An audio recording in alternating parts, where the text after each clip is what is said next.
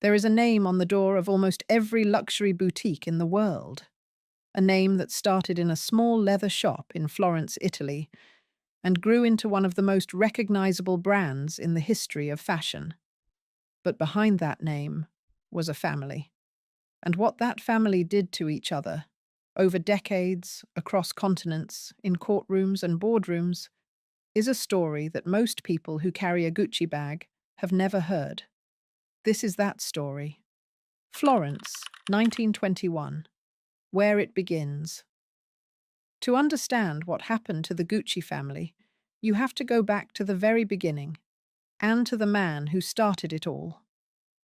Guccio Gucci was born on March 26, 1881, in Florence, Italy.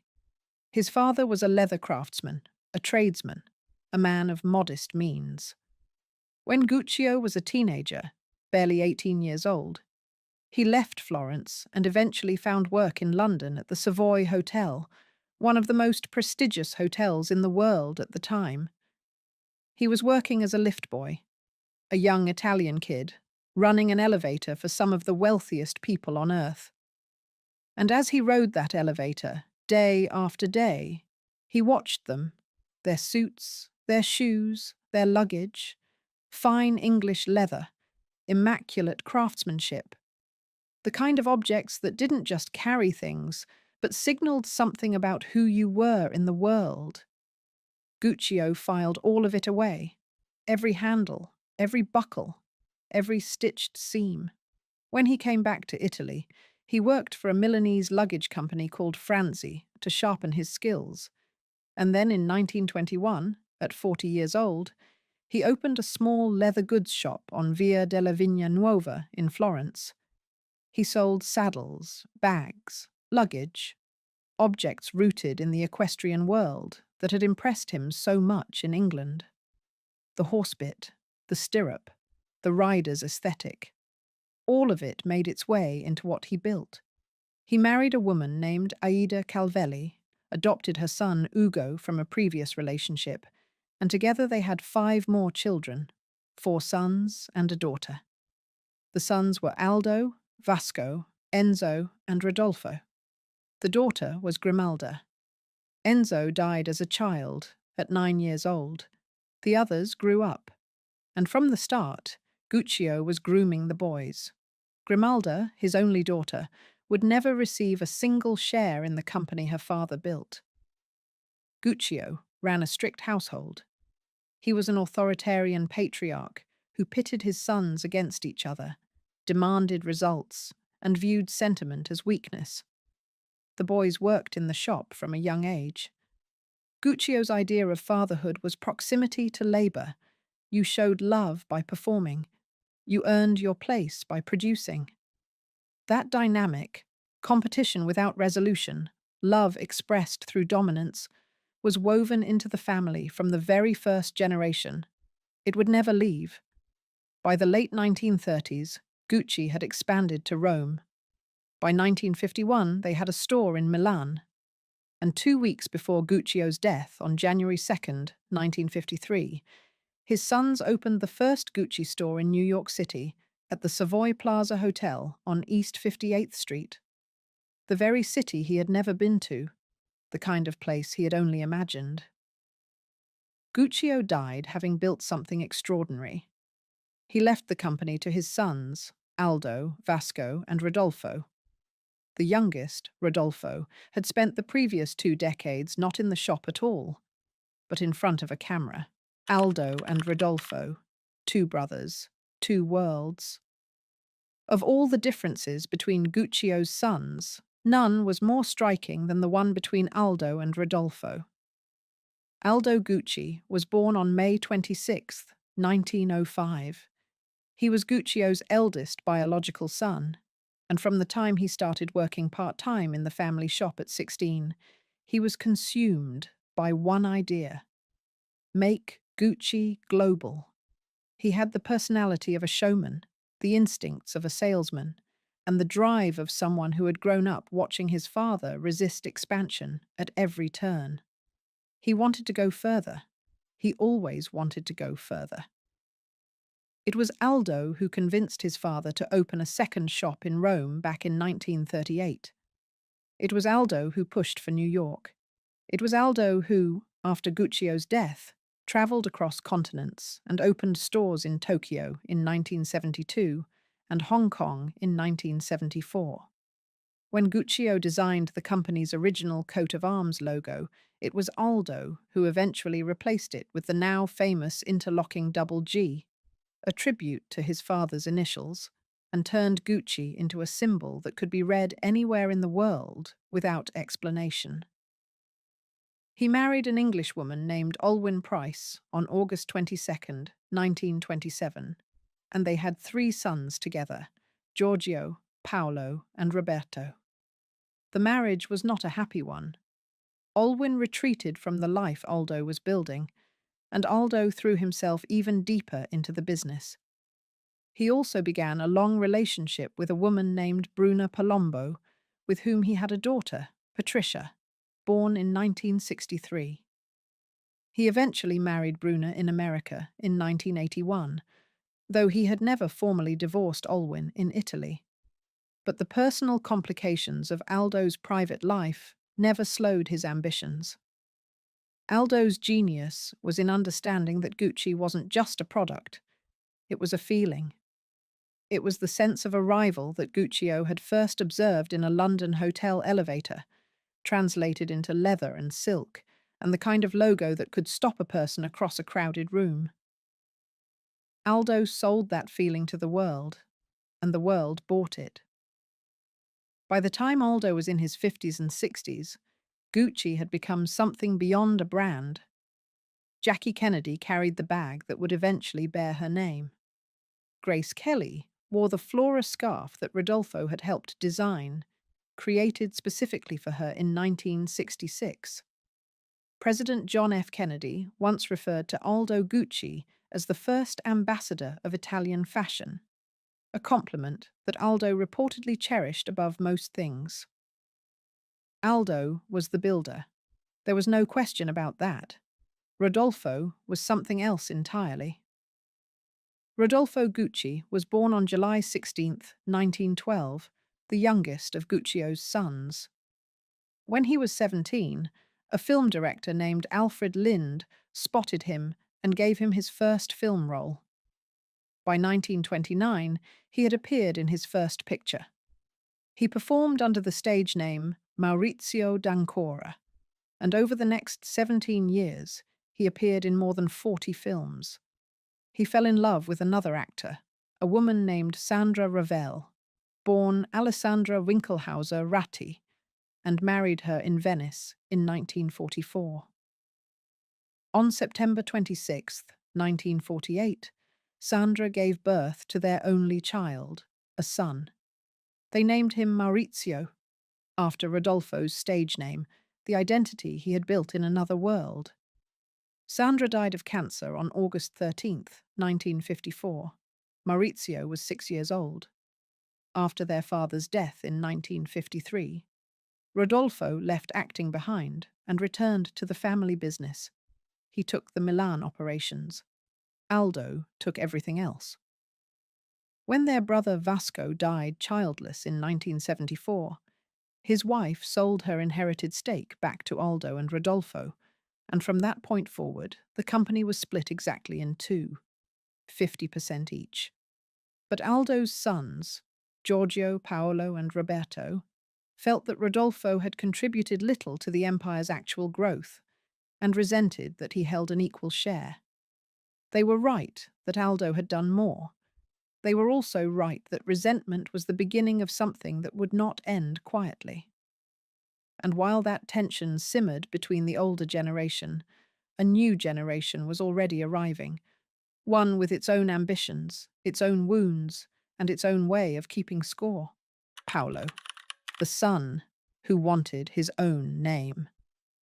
Of all the children in Aldo's branch of the family, it was the middle son, Paolo, who would detonate the loudest explosion.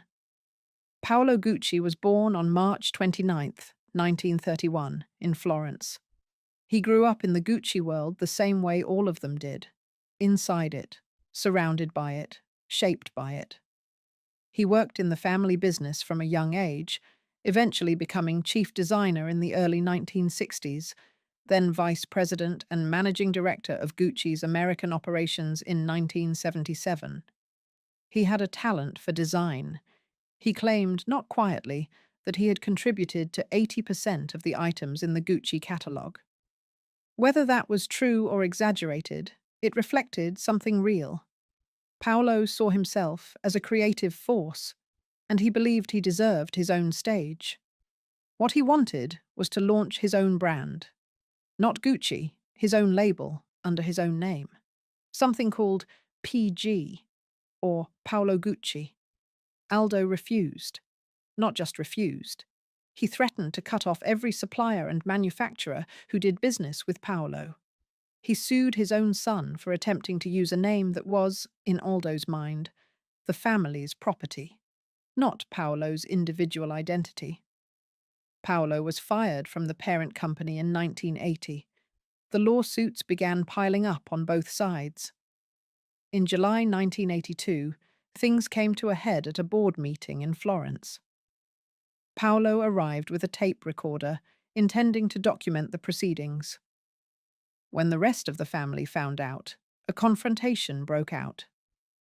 Paolo left the meeting with a bloodied face and immediately filed a $12 million lawsuit in New York, accusing his father, his brothers Giorgio and Roberto, his uncle Rodolfo, and his cousin Maurizio of assault.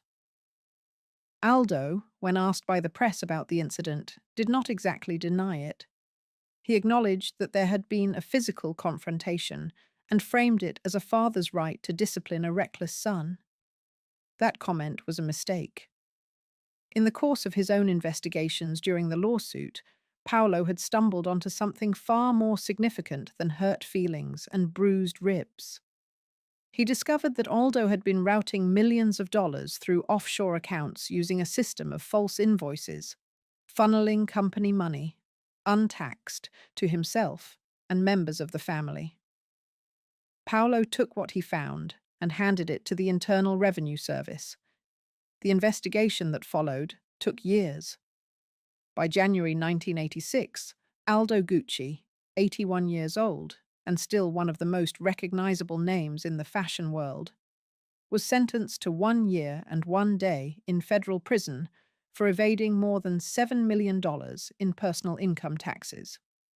He served his sentence at the federal prison camp in Eaglin, Florida. In court, Aldo wept. He said he forgave the person responsible for putting him there. He forgave Paolo. He forgave anyone who had wanted this to happen to him. Paolo walked out of that courtroom, having done something almost impossible to categorize. He had destroyed his father to punish him. He had burned down his own family to prove a point. And yet the point was legitimate. The fraud was real. The money was real. The crime was real.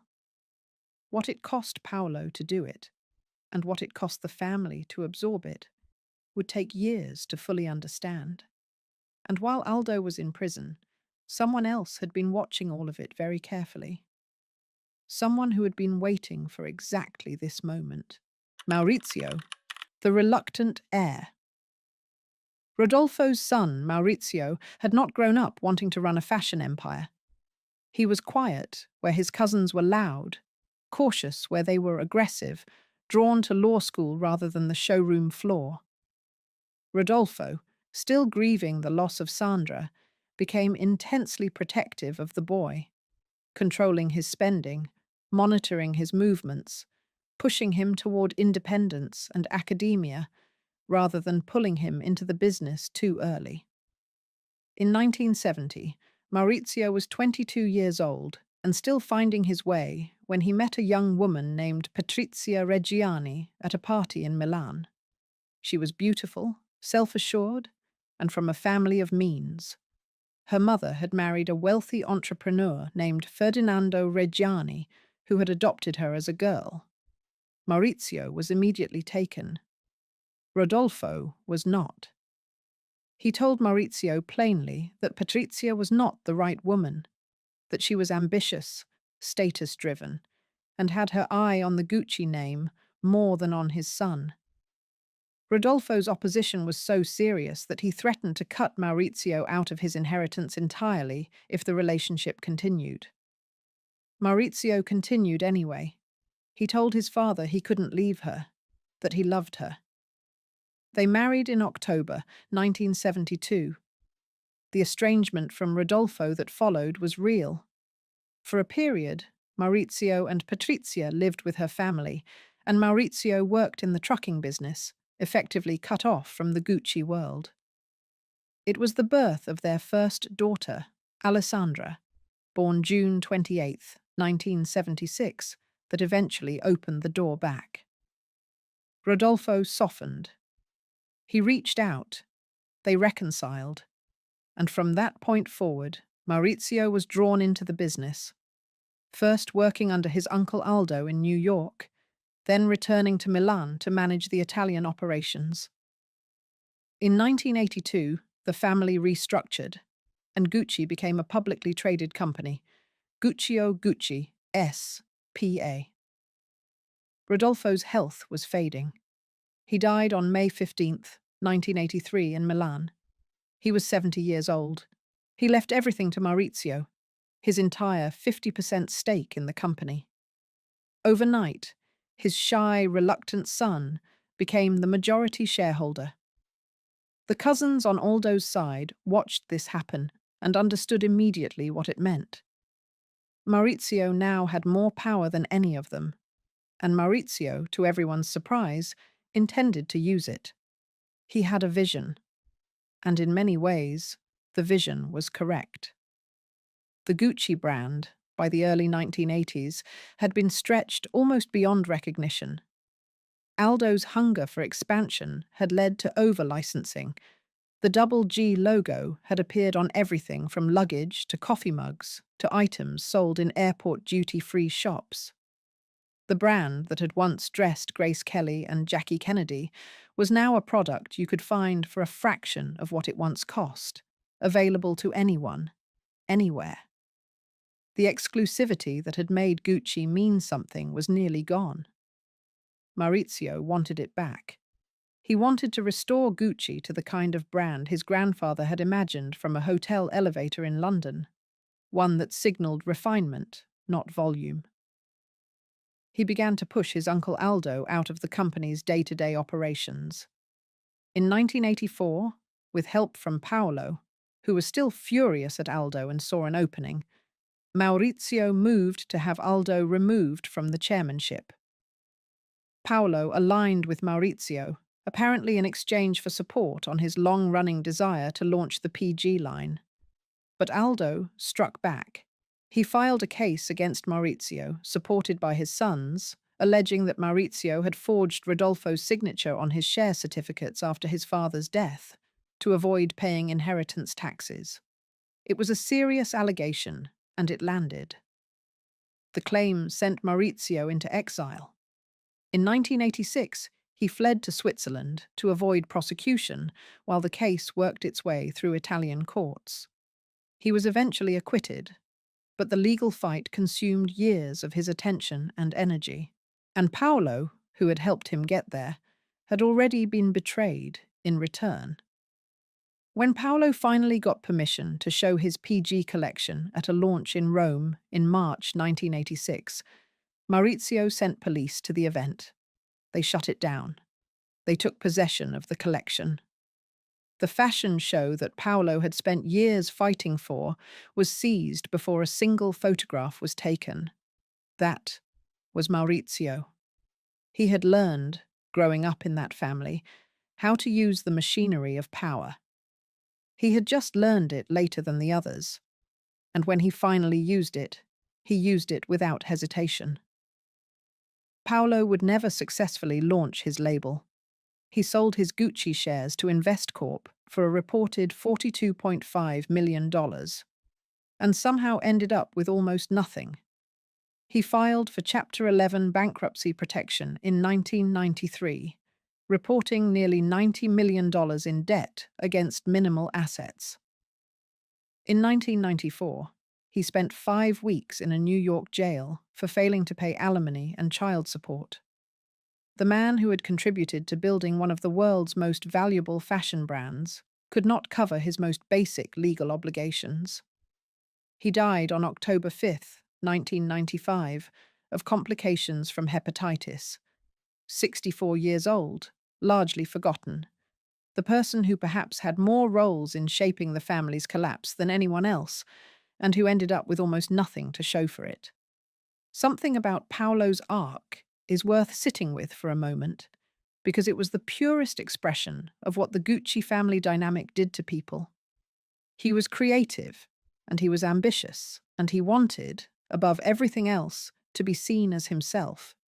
Not as Aldo's son, not as a satellite orbiting the double G logo, but as Paolo. And the family he was born into made that impossible for him his entire life. The tragedy wasn't just what he did to Aldo. It was what 40 years inside that family did to him. But Paolo's story, for all its wreckage, was not the most dramatic thing happening in the Gucci world during those years.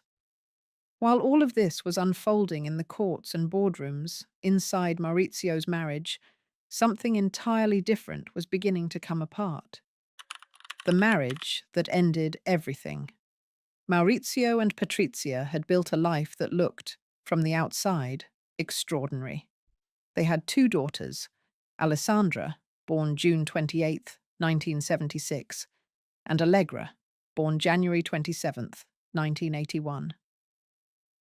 They kept homes in Milan and St. Moritz, Switzerland. They had a penthouse in New York's Olympic Tower, gifted by Rodolfo. They moved in circles that included members of the Kennedy family and the billionaire Aristotle Onassis. Patrizia wore jewels to the office. The couple had a car with a vanity license plate combining their names. She was known, in their world, as Lady Gucci, and she wore the title with full intention. But after Rodolfo's death in 1983, and as Maurizio stepped into real power at the company, their dynamic shifted in ways both of them felt, but neither could fully articulate at the time. Patrizia had been, in some ways, the more ambitious of the two. She had pushed Maurizio to assert himself, to demand more, to act like the heir he was. And for a while, he had needed that. She had even helped push him toward standing up to his own father. Once he didn't need it anymore, he found the pushing suffocating. People who knew them during those years described a gradual unraveling. As Maurizio gained confidence and power inside the company, he stopped relying on Patrizia's counsel. As the brand's problems became more complex, he moved further away from her opinions and deeper into his own decisions. She later said, in interviews, that after Rodolfo's death, he changed entirely, that he stopped listening, stopped including her, and became someone she no longer recognized. On March 21st, 1985, Maurizio told Patrizia he was going to Florence on a short business trip. The next day, he sent a friend to the house with a message. He would not be coming back. The marriage was over. Patrizia was 36 years old. She had 2 young daughters. She had built her entire identity around the Gucci name, and the man who carried that name had left without a confrontation, without a proper conversation, through a messenger. She was furious. The fury did not subside. Maurizio went on with his life. He moved into a luxury apartment in Milan with Paola Franchi, a childhood acquaintance who had actually attended his wedding to Patrizia. Patrizia found out, as these things always find a way of surfacing, and the knowledge of it sharpened her anger into something harder and more permanent. In 1992, Patrizia was diagnosed with a brain tumor and underwent surgery. She later attempted to use the diagnosis in her legal defense, arguing that the surgery had affected her mental state and her judgment. The courts did not accept that argument, but it is worth noting what her life looked like in those years. Recovering from major surgery, managing two daughters largely alone, watching her ex-husband build a new life in the same city, and absorbing the news that in 1993 he had sold the last of his shares in the company to Investcorp for $170 million, ending the family's ownership entirely. For Patrizia, the sale felt personal, like a final betrayal, not just of her, but of the name they had both lived inside for over a decade. Their divorce was finalized in 1994. As part of the settlement, Maurizio agreed to pay approximately $860,000 per year in alimony, roughly half of what she had demanded, given the scale of his wealth. Patrizia began to speak about Maurizio with open contempt in social settings. Former housekeepers later told police that she had asked them, at different times, whether they knew anyone who might be able to arrange for Maurizio to be hurt. She had grown close to a woman named Giuseppina Auriemma, known as Pina, who served as her personal psychic and had become a constant presence in her life. In 1994, Pina moved in with Patrizia, ostensibly to help her write a book about the Gucci family. What happened next was the most meticulously documented catastrophe in Italian fashion history. March 27th, 1995. The morning was described by witnesses as quiet and clear. A spring Tuesday in Milan. Maurizio Gucci arrived at his private office at Via Palestro 20, carrying a stack of magazines under his arm. He was 46 years old, recently separated from his longtime companion, Paola Franchi, over differing visions for the future, and in the middle of building a new life. He greeted the building's doorman, a man named Giuseppe Onorato, as he climbed the front steps. A figure appeared, 4 gunshots. 3 struck Maurizio in the back. The 4th struck him in the head. Onorato, the only witness, was also shot, twice in the arm. He survived. He later described cradling Maurizio's head as he died. Maurizio Gucci was dead at 46. Italian investigators immediately had a long list of possible suspects. Maurizio had made many enemies over the years, between the forced exits of his cousins and the general chaos of the family's last decade in control of the company. But the list narrowed quickly. The cousins were cleared. The attention turned to Patrizia. For nearly 2 years, investigators had circumstantial evidence, but no direct proof. Then, in early 1997, an informant in Milan led police to a man named Ivano Savioni, a hotel porter in his 40s who had been bragging about his role in the affair. Police began surveilling Savioni and intercepted phone conversations between him and Pina Auriemma. In those conversations, the two openly discussed the murder and confirmed that Patrizia had paid more than 600 million Italian lire, the equivalent of roughly 300,000 euros, to arrange it. On January 31st, 1997, Patrizia Reggiani and 4 accomplices were arrested. Pina Auriemma had found the intermediary. The intermediary had found the driver. The driver had found the man who pulled the trigger, a local pizzeria owner named Benedetto Ceraulo. The trial, which concluded in 1998, became a spectacle that Italy had not seen in years. Patrizia arrived to court every day dressed entirely in Gucci, despite a court order forbidding her from using the family name after the divorce. She denied everything. She maintained, loudly and consistently, that she had been framed. She was convicted nonetheless, sentenced to 29 years, reduced to 26 on appeal.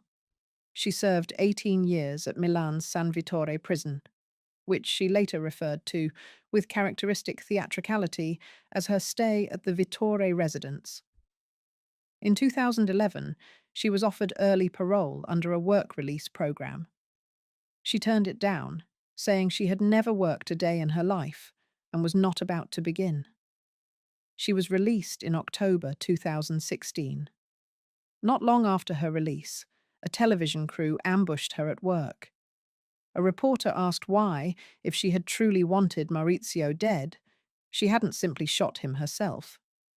Patrizia replied, without hesitation, that her eyesight was not good enough.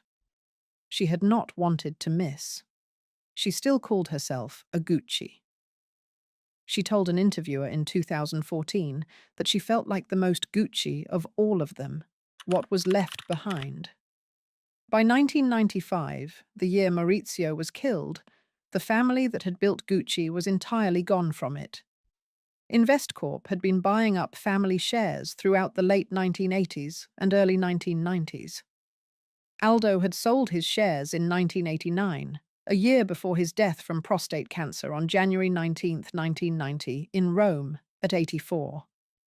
He died in the same city where, more than 50 years earlier, he had convinced his reluctant father to open a second shop. Giorgio and Roberto had sold their portions too. Paolo had collected his 42.5 million and watched it disappear. Maurizio had sold the final 50% in 1993. The company they left behind was in serious trouble. By the early 1990s, Gucci was financially bleeding, its reputation hollowed out by years of over-licensing and internal dysfunction. The brand that Guccio had built on exclusivity and craft had been turned, through ambition and greed and family warfare, into something no one particularly wanted to be associated with anymore.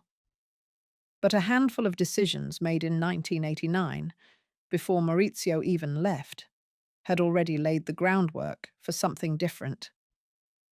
A woman named Dawn Mello, who had been president of the prestigious department store Bergdorf Goodman in New York, was brought in as executive vice president and chief designer. What she did in the years that followed was extraordinary in its directness. She cut the number of Gucci stores from over 1,000 to fewer than 200. She reduced the number of products sold under the Gucci name from 22,000 to around 7,000. She pulled the brand off the shelves where it had become cheap and ordinary, and began the long work of making it mean something again. She revived the bamboo bag and the classic Gucci loafer. She moved the company's headquarters back to Florence, back to where the history actually was, where the craftsmen were, where the story had started. And she brought in a young American designer named Tom Ford to oversee the women's ready-to-wear collection. Ford would eventually become creative director, and under his direction in the mid-1990s, Gucci became one of the defining luxury brands of that decade, the kind of label that set the tone for an entire cultural moment. None of that was done by anyone named Gucci. In 1999, the company became a subsidiary of the French luxury conglomerate PPR, which later renamed itself Kering. Today, Gucci operates more than 500 stores in every major city in the world and generates several billion euros in annual revenue. The family that built it, that bled for it, sued each other over it, sent their own father to prison, sold every share they held and spent the money in ways that mostly led nowhere, has no stake in any of it. The last legal connection between a Gucci and the company ended in 1993. What they left behind is worth more today than any of them could have imagined in 1921, when a middle-aged Florentine man with memories of a London hotel opened a small leather shop on Via della Vigna Nuova. The daughters who remained. Maurizio's two daughters, Alessandra and Allegra, were 18 and 14 when their father was killed. They had grown up inside one of the most dramatic family stories of the 20th century, and they had no part in creating any of it. Their mother had ordered their father's death. They navigated that as privately as they could. Alessandra was born June 28, 1976. Allegra was born January 27, 1981. Both eventually married and built their own lives, largely out of the public eye. Allegra married in St. Moritz, Switzerland, in November 2011. Maurizio's estate was left to the two of them. And then the Italian legal system delivered one of its stranger outcomes. Patrizia, despite her conviction for arranging Maurizio's killing, was later awarded by a Milan appeals court an annuity of $1.2 million annually from that same estate, along with years of back payments. The justification was that the divorce settlement had been legitimate and legally binding regardless of what came after. She had arranged his killing. She received his money. Those two facts coexist in the legal record without apparent resolution. Paola Franchi, the woman Maurizio had been living with at the time of his death, also carried grief that rarely made the newspaper coverage. She and Maurizio had been together for several years, and she lost her own son in later years under different, painful circumstances. She described moving forward not because the grief became smaller, but because standing still was not an option. The people left behind in the wreckage of that family rarely got clean endings. Patrizia herself remains one of the stranger epilogues to a story full of strange epilogues. She was released from prison in October 2016, after 18 years. She had turned down an early parole offer in 2011 because it required her to find work. She refused. She had, as she put it, never worked a day in her life. When she was finally released, she walked out of San Vittore prison and returned to Milan. She continued to refer to herself as a Gucci. She told journalists she still felt like the most Gucci of all of them. She was ambushed by a television crew at a jewelry company where she had found work as a design consultant, and when asked why she had not simply handled the matter herself, she replied that her eyesight wasn't good enough. She hadn't wanted to miss. That line became, in many ways, her signature. Delivered without remorse, without performance, simply as a fact about herself. It is, in a strange way, the most Gucci response imaginable. The name that outlasted all of them. There is something almost strange about what the name Gucci became after the Guccis left it. Guccio had built the brand on Florentine craftsmanship, on the memory of English luggage, on the equestrian world he had admired as a young man in someone else's hotel. Aldo had turned it into a global luxury symbol, even as he cut corners he shouldn't have. Rodolfo had contributed elegance and restraint from a distance, and then handed the whole thing to a son who was not prepared for it. Maurizio had tried to fix what the family had broken, and failed financially, even as he was right about the vision. Paolo had tried to escape the name, and couldn't. He spent his life fighting for the right to be himself, inside a family that treated its own last name as a cage. And after all of them were gone, Guccio in 1953, Vasco in 1974, Ugo in 1973, Rodolfo in 1983, Aldo in 1990, Maurizio in 1995, Paolo in 1995. The name survived every single one of them. It was cleaned up, redesigned, repositioned. It was turned into a €7 billion a year enterprise by people who had nothing to do with the family that created it. The Gucci family tried for decades to hold on to something they could only keep by destroying each other. In the end, the thing they destroyed was themselves. The brand is still there, on the door of boutiques in every city where wealthy people shop. The name is still Gucci. The family is not. Guccio Gucci left Florence as a teenager with nothing except the memory of what luxury looked like from the outside. From an elevator shaft, watching the wealthy carry their beautiful things. He spent the rest of his life trying to build the inside of that picture. The craftsmanship, the materials, the name.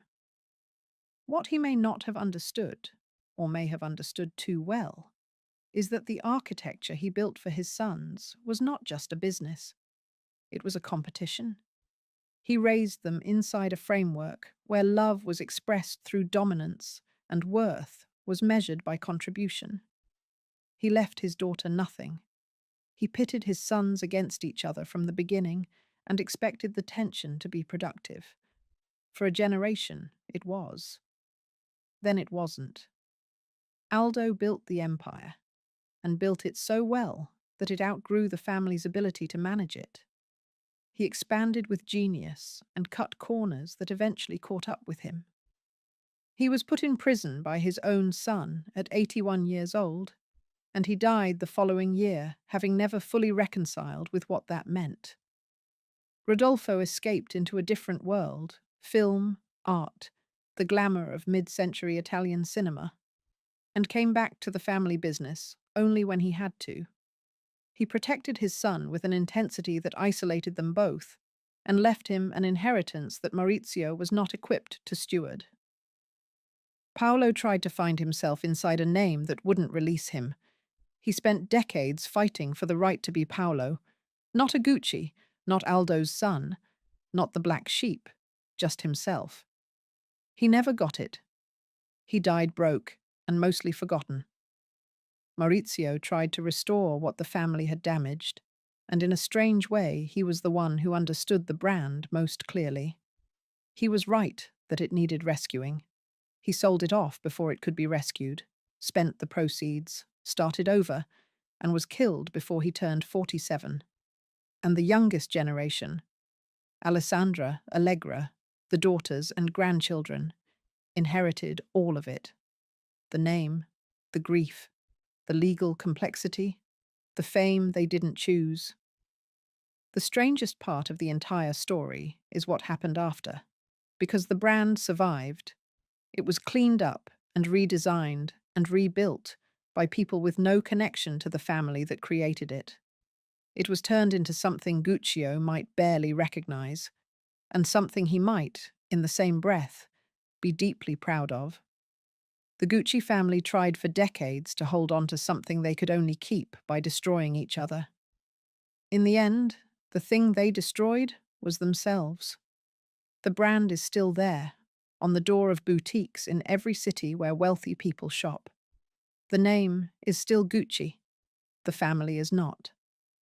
If you enjoyed this video, please like and subscribe to our channel so you never miss out on more fascinating stories. There is a photograph, taken sometime around 1914, of 5 children on the deck of a royal yacht. The girls are laughing. The boy is squinting into the sun. They look exactly like what they were. A family on a summer holiday. What makes it impossible to look away is knowing what was coming. Within 4 years, every single one of them would be dead. This is the story of 5 children who grew up at the very center of Imperial Russia, and what happened to them when that world collapsed. The world they were born into. The Romanov dynasty had ruled Russia for 300 years by the time Nicholas II came to the throne in 1894. It was the largest empire on earth, stretching across 11 time zones. And at its heart was a family that lived in a kind of gilded isolation that is almost impossible to imagine today. Nicholas II and his wife, Alexandra, born a German princess, granddaughter of Queen Victoria, had their first child in November 1895. They named her Olga. Then came Tatiana in June 1897, Maria in June 1899, and Anastasia in June 1901. With each daughter, the disappointment at court deepened. Russia's succession laws allowed only a male heir to inherit the throne, and the birth of 4 daughters in a row quietly alarmed everyone around them. Alexandra herself was aware of what people were saying. She had not done her dynastic duty. When a son was finally born on July 30th, 1904, a boy they named Alexei, there was genuine celebration across Russia. Cannons fired in salute. Church bells rang. Nicholas wrote in his diary that there were no words enough to thank God. He meant it. But within weeks of Alexei's birth, the celebrating stopped. The boy would not stop bleeding from his navel. It happened again when he was a toddler, a bruise that spread and would not stop. By early 1905, the royal physicians had reached a conclusion they knew would be devastating. The heir to the largest empire in the world had haemophilia. The disease had entered the Romanov line through Queen Victoria, who carried the gene without knowing it, passing it through her daughter Alice to Alexandra. Haemophilia prevented blood from clotting normally, which meant that even a minor bruise could cause internal bleeding that swelled into the joints, destroyed tissue, and lasted for days. For Alexei, the pain during an episode was described by those around him as genuinely unbearable. He screamed for hours, sometimes days. The only thing doctors of that era could do was keep him still and apply ice. Nicholas and Alexandra made it a state secret. Even close members of the extended Romanov family did not know for several years. The implications were too dangerous. An empire without a viable heir was an empire vulnerable to instability. And so the family retreated further into the walls of the Alexander Palace at Tsarskoe Selo, the village of the Tsars, about 15 miles outside St. Petersburg. This was the world the 5 children grew up in. Tsarskoe Selo was beautiful by any measure. Vast, manicured grounds, a palace of hundreds of rooms, formal gardens in the French style. But it was also deeply isolated. The girls were kept away from other children their age, partly for security reasons, partly because Alexandra was by nature a private and often unwell woman who preferred her family around her. They learned to rely on each other in a way that is rare even among siblings. Their daily life was not as pampered as people often imagine. Alexandra had been raised by Queen Victoria, who had strong views about not spoiling children, and those views carried through. The girls slept on hard camp beds. They took cold baths in the morning. Their mother assigned them chores. They were expected to be useful. 5 very different children. They were also expected to be good, and by all accounts, they generally were. Their French tutor, Pierre Gilliard, who would spend years with the family, observed each of them closely and left behind some of the most detailed accounts of who these children actually were.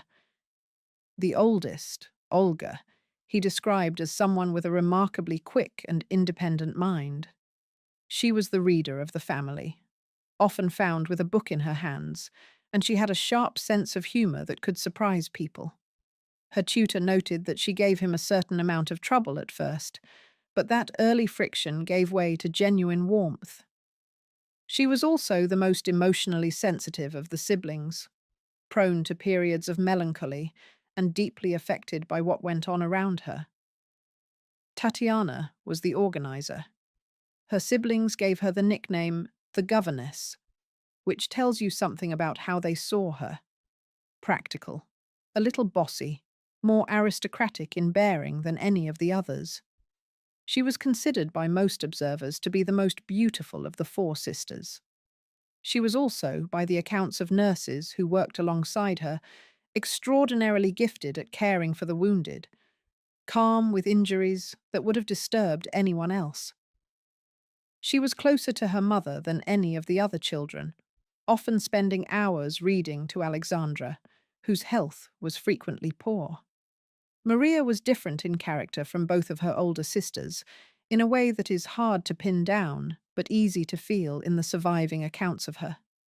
She was warm in a way that went beyond simple friendliness. Genuinely, naturally warm, with an ease around people that was unusual for someone who had lived such a sheltered life. She talked to everyone. She was curious about people in a way that the others, raised behind palace walls, sometimes weren't. She was also physically the most robust of the sisters.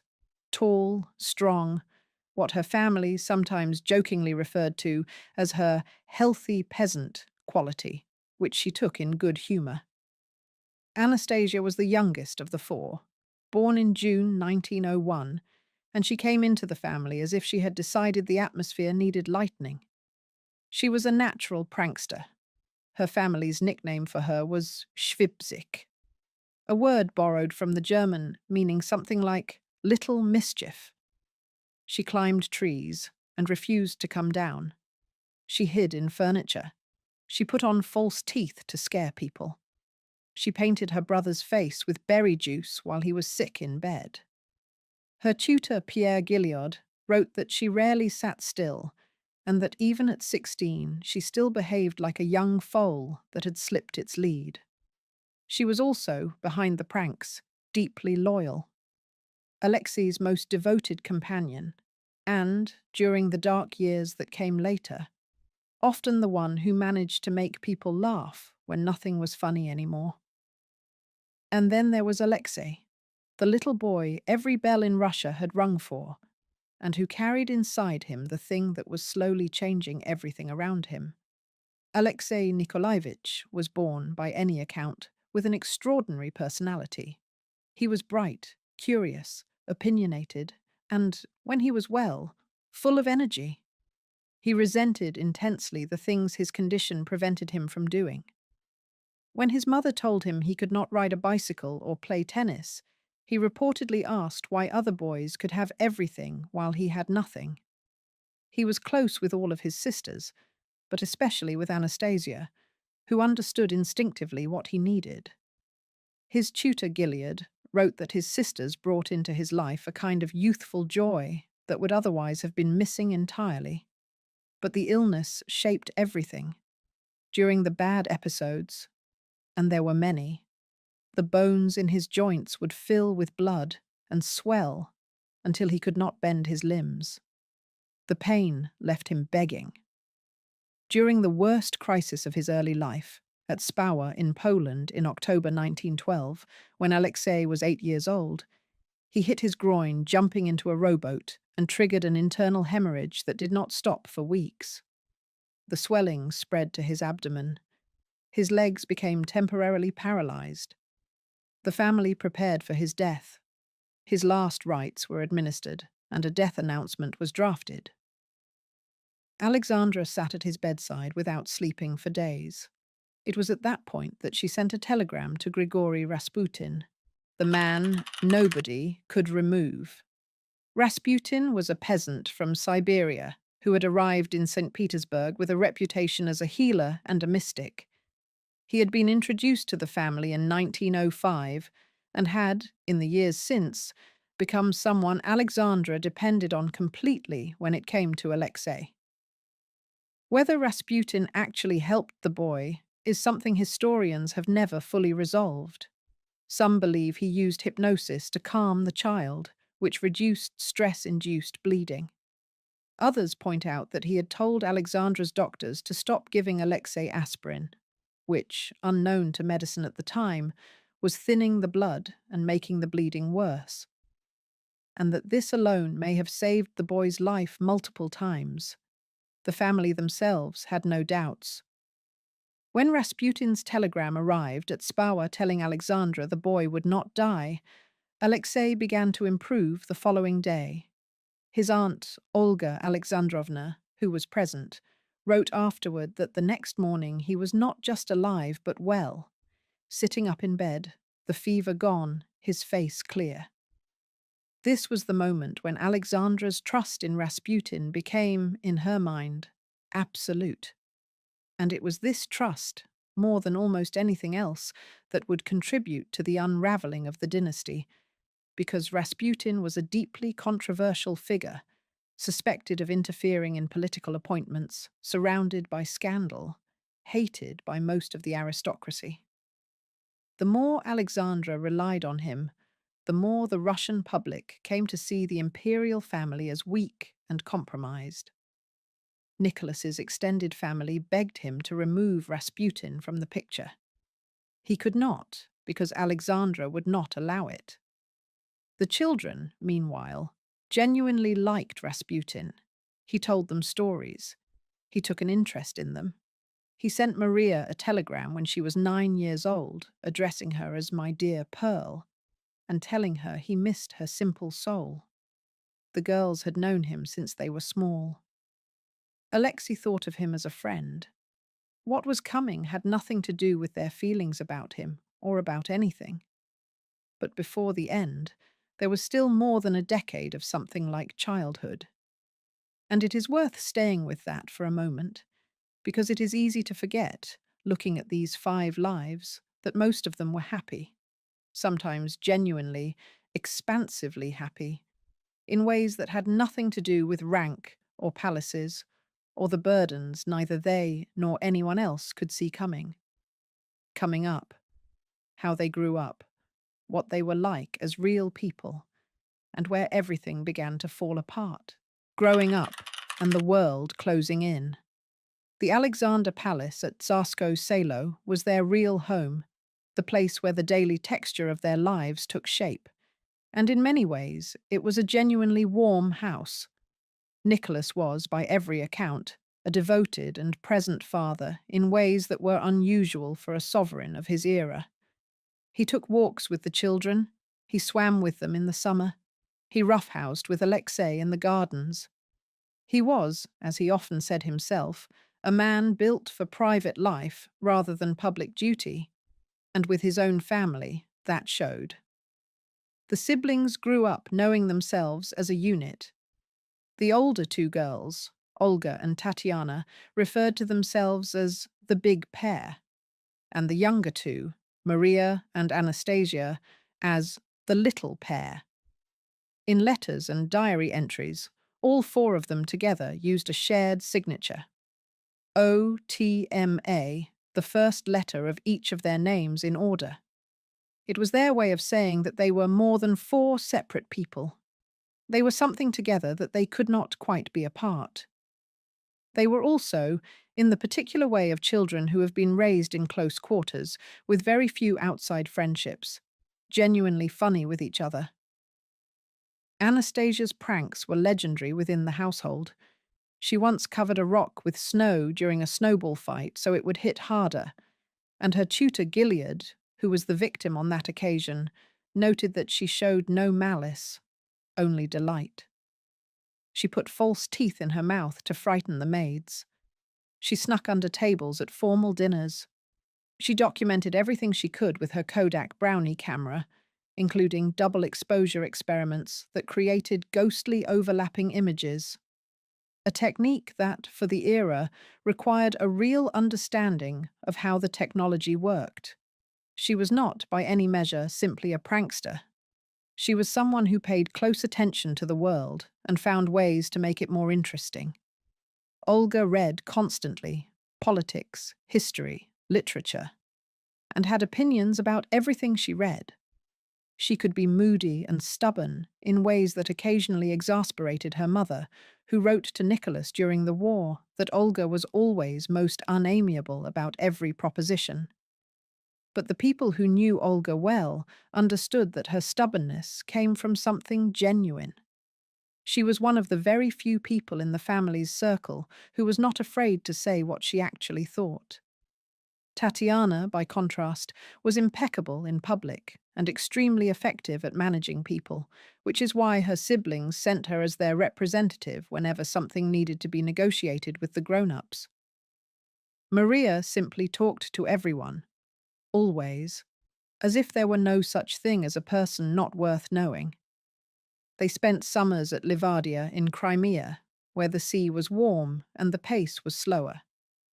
They travelled on the imperial yacht, the Standard, sailing around the Baltic and the Finnish coast. They were photographed on deck in sailor uniforms, laughing, arms around each other. Those photographs survive. It is difficult to look at them without the knowledge of what follows, sitting in the back of the mind like a stone. As the girls grew older, the question of marriage arose. Particularly for Olga, who was the eldest and therefore the first candidate for a royal match. In 1914, there were discussions about a possible engagement to Prince Carol of Romania. Olga went on walks with him, attended dinners, and was entirely indifferent to him.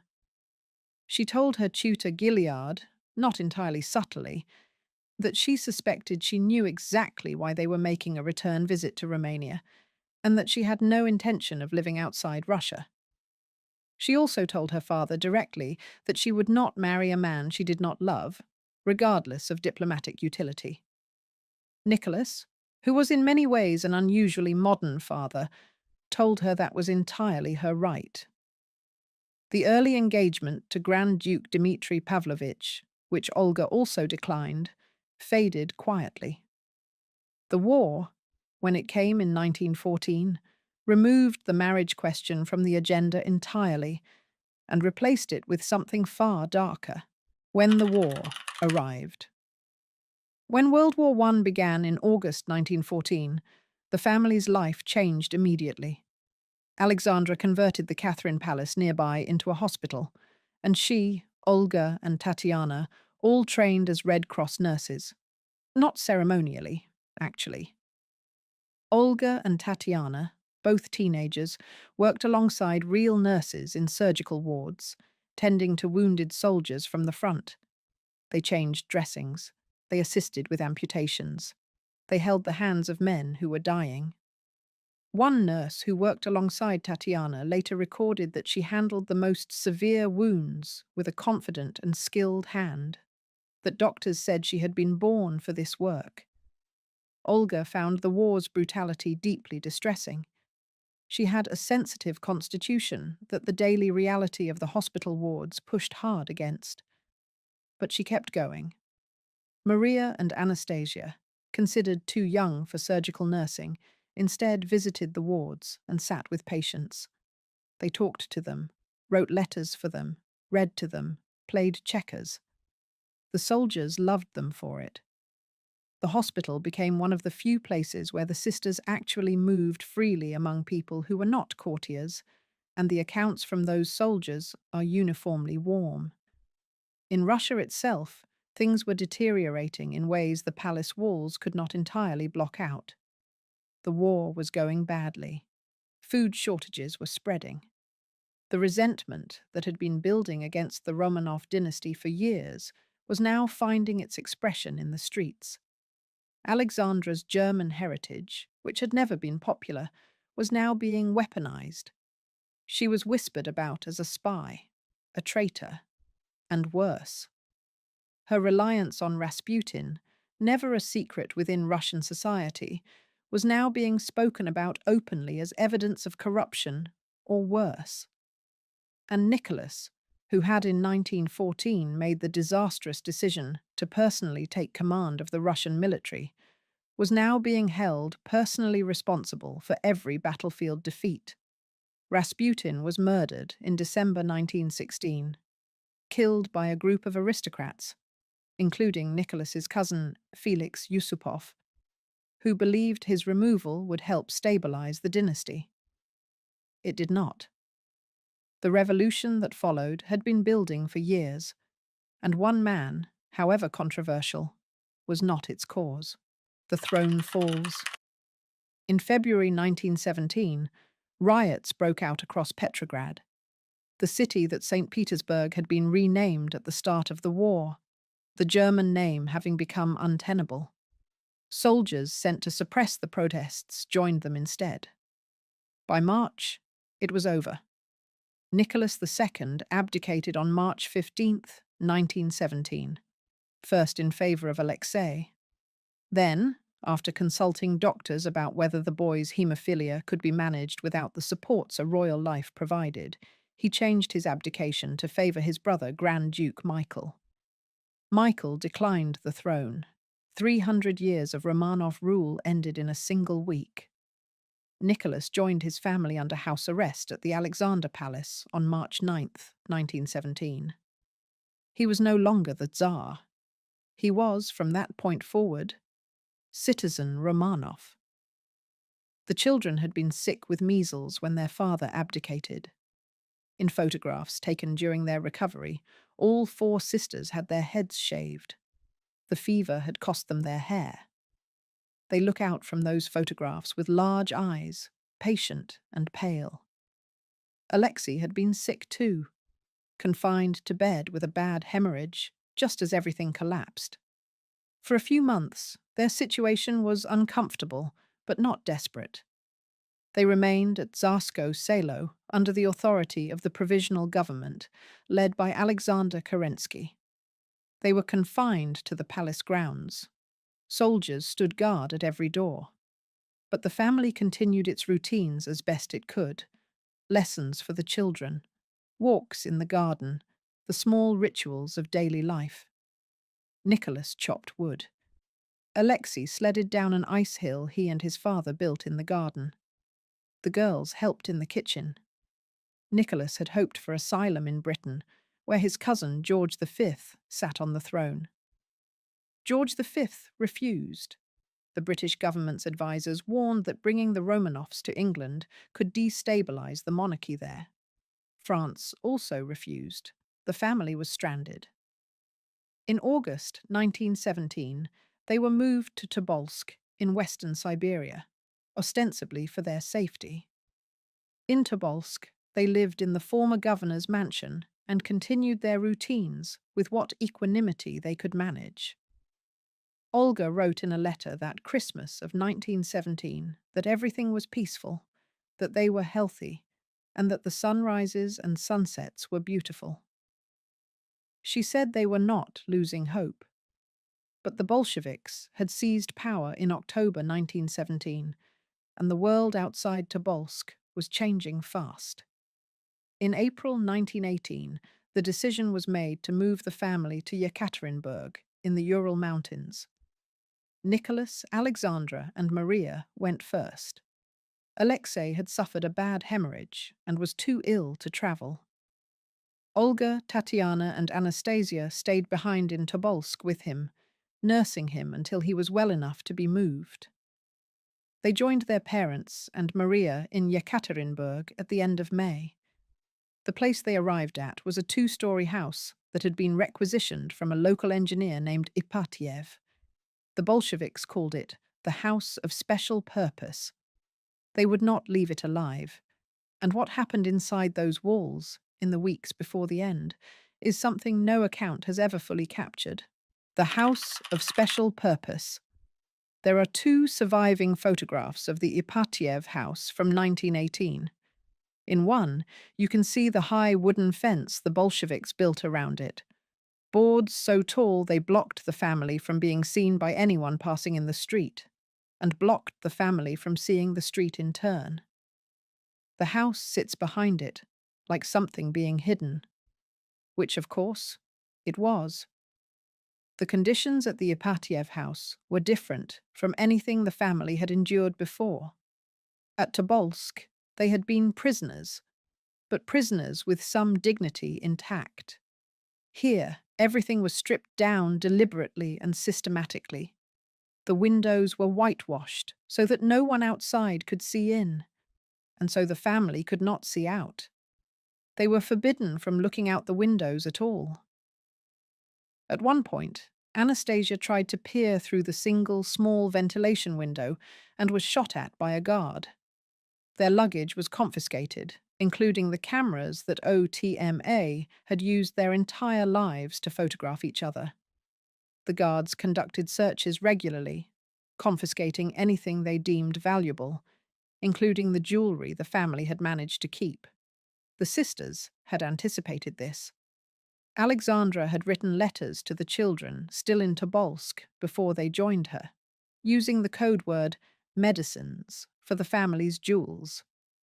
She warned that she, Nicholas, and Maria had been thoroughly searched on arrival and had lost many valuables.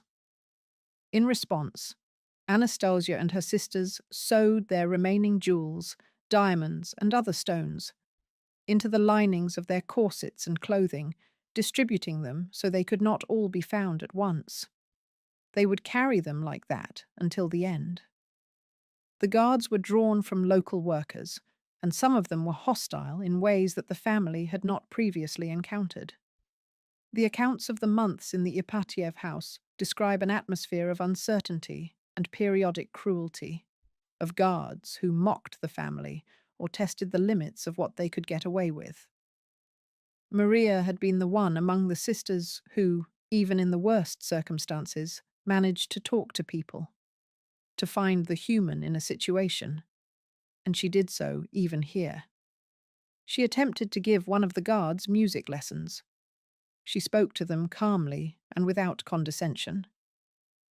She had turned 19 on June 14th, 1918, just weeks before the end.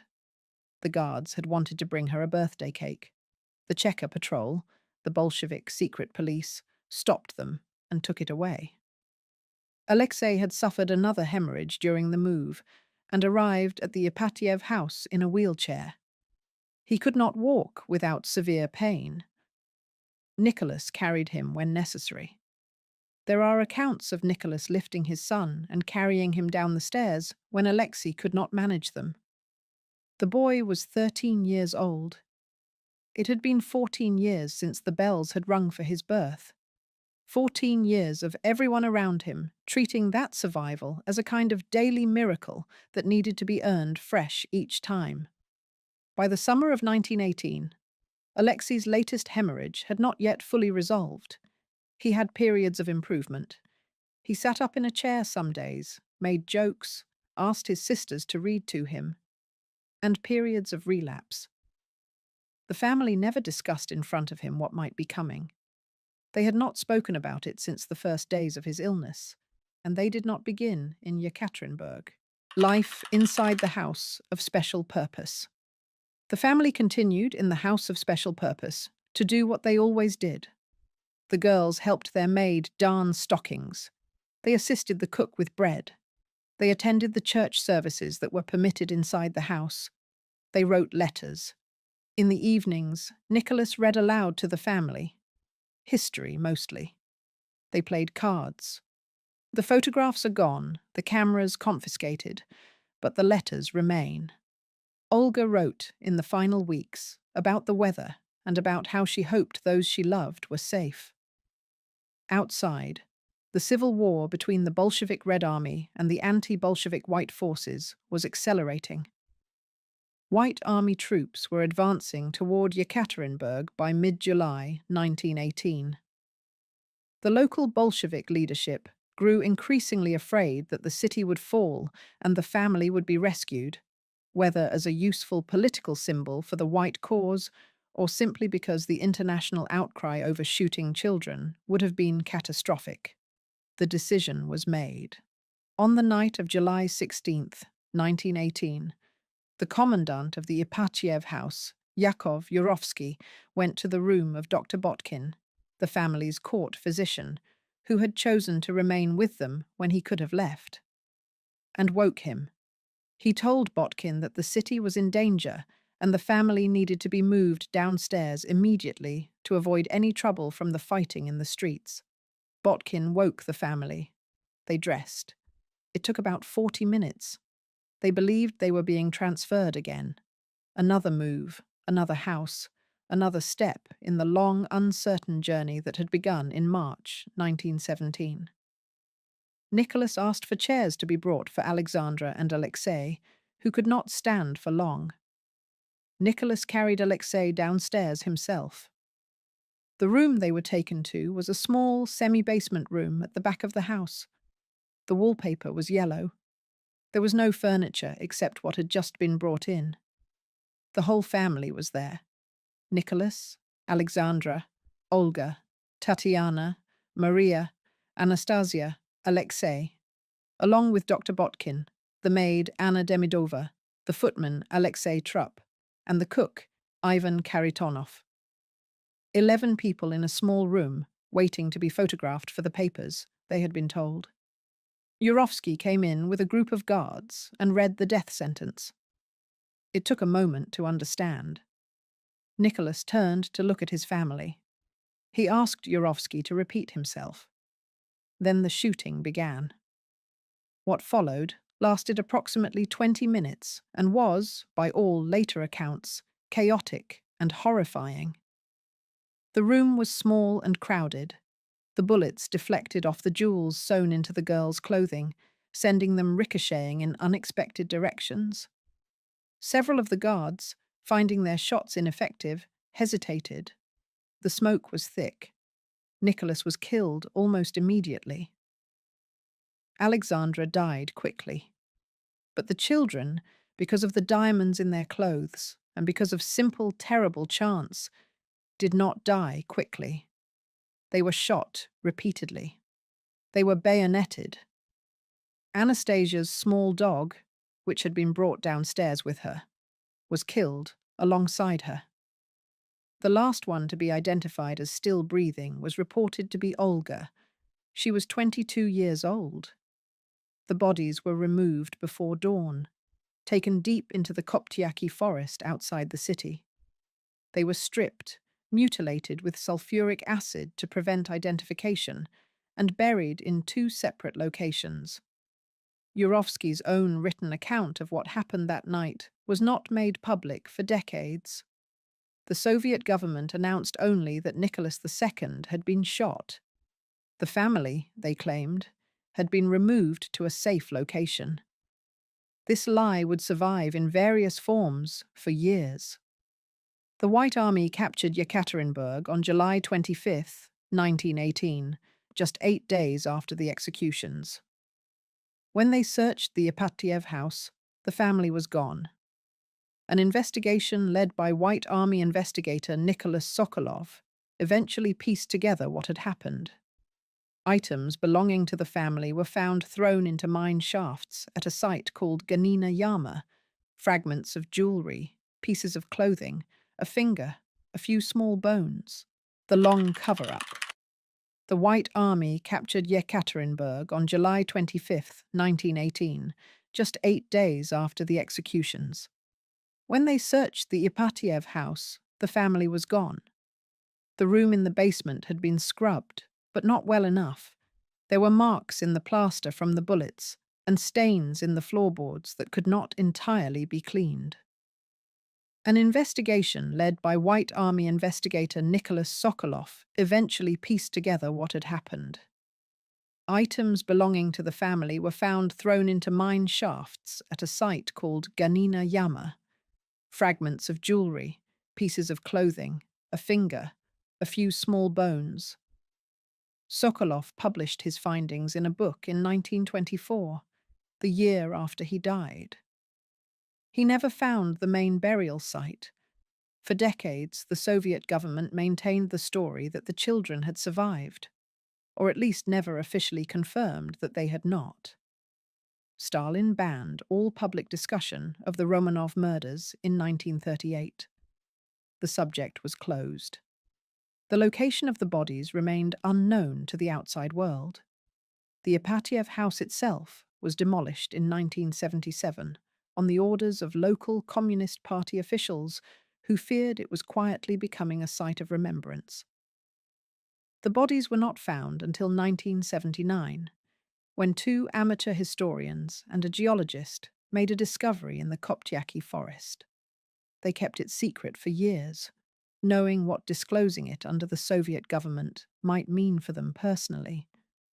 The site was officially excavated only in 1991, after the Soviet Union's collapse, and 5 sets of remains were recovered and eventually identified through DNA testing, including mitochondrial DNA matched against living relatives, among them Prince Philip, Duke of Edinburgh, who was a maternal line relative of Tsarina Alexandra. The confirmed remains were those of Nicholas, Alexandra, Olga, Tatiana, and one of the 2 younger girls, initially thought by Russians to be Anastasia, and by Western researchers to be Maria. The 2 missing bodies were found in 2007 in a separate, smaller gravesite nearby. Analysis confirmed they were Alexei and Maria. The family was complete. What their brief lives actually contained, who each of them were, what they had hoped for, and what they left behind, is what remains. Who they were, in the end. In August 2000, Nicholas II, Alexandra, and all 5 of their children were canonized by the Russian Orthodox Church as holy passion bearers. a designation given to those who accepted death without resistance and without hatred for their killers, in the manner of Christ. It was a recognition of something that comes through clearly in the letters and diaries from the final months, that all 7 of them, but especially the children, maintained a quality of spirit throughout their captivity that went well beyond endurance. Olga Nikolaevna was 22 years old when she died. She had spent the last years of her life as a nurse, a prisoner, a caretaker of a sick brother, and a daughter watching her parents' world dissolve.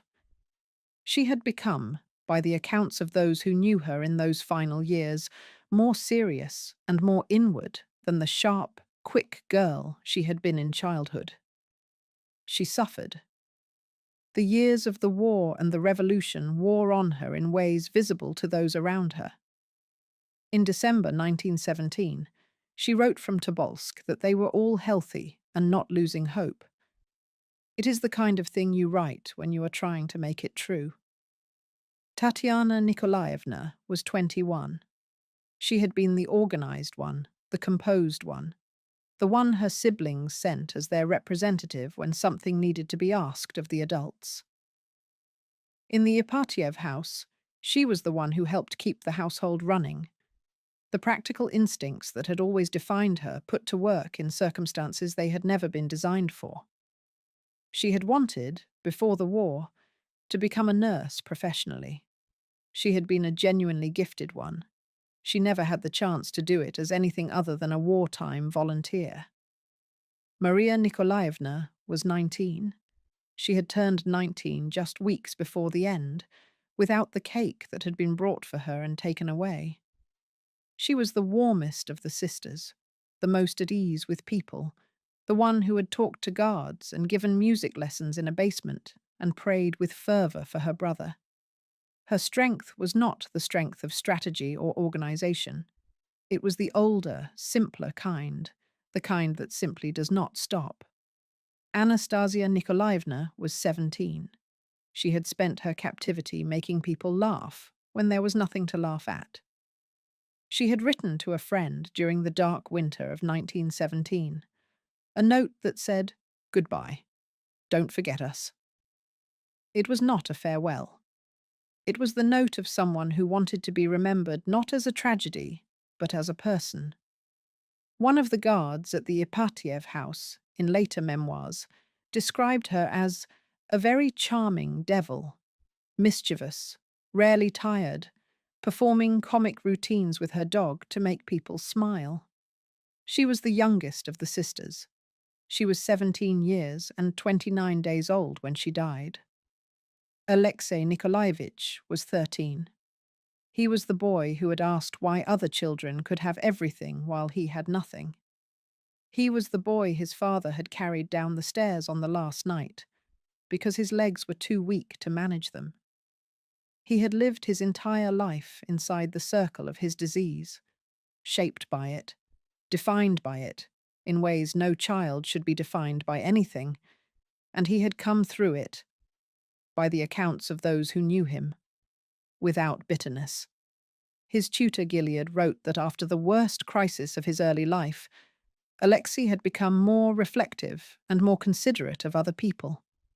He had looked at the enormous suffering his condition caused and had taken from it not resentment, but a kind of sober compassion. He was 13. He had not yet begun to shave. The 5 of them, Olga, Tatiana, Maria, Anastasia, Alexei, had signed their letters, OTMA, together for years. They had been each other's companions in an isolation that would have broken other people, and it had not broken them. The last photographs of them together, taken in Tobolsk in the spring of 1917, show 5 young people in the sunshine on the roof of the greenhouse, looking out. None of them are looking at the camera. They are looking at something beyond it.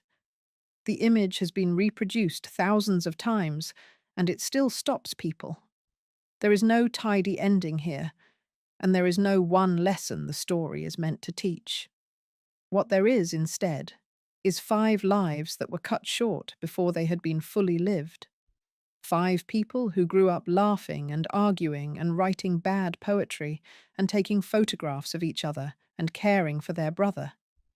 And who, when the world they had been born into ended without warning, faced what came with more grace than anyone had any right to expect. The Ipatiev house was demolished in 1977 on the orders of local Communist Party officials who feared it was becoming a site of pilgrimage. On that same site today, there stands a church, the Church of All Saints, built between 2000 and 2003. Inside, icons depict Nicholas, Alexandra, and all 5 children. People come from across Russia to stand in the place where they died. In St. Petersburg, in the Peter and Paul Cathedral, where Russian tsars have been buried for 3 centuries, there are 7 coffins laid side by side. On July 17th, 1998, 80 years to the day after the executions, the remains of Nicholas, Alexandra, Olga, Tatiana, and the daughter identified as Anastasia were interred there with full state honors. Alexei and Maria were laid to rest at the same site in 2007 after the discovery and analysis of the second grave. They are together again, in the city where it all began. If you enjoyed this video, please like and subscribe to our channel so you never miss out on more fascinating stories.